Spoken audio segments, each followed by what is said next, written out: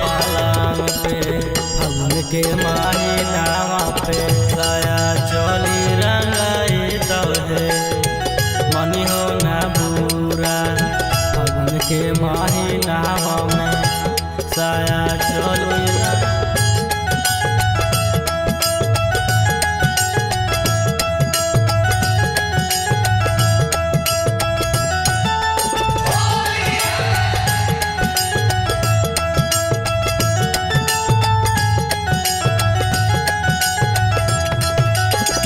लाल पियर रंगावा से चोली तो रंगाई तो गंजुआ के लाठी तोरा घोड़ी पर घासे तो।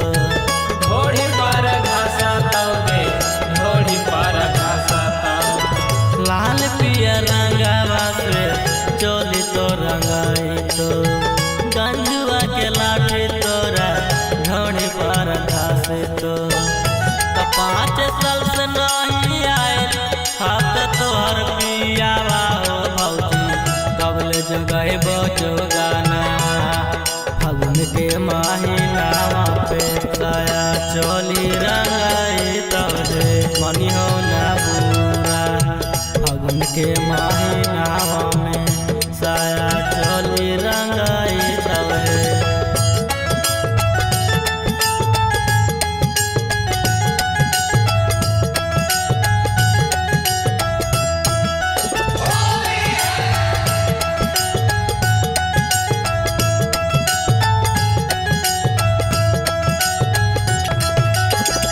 माहुआ के दारू पी के होली खेले अलियो रंगवाया वीर तोरा चोली पार डाले बो।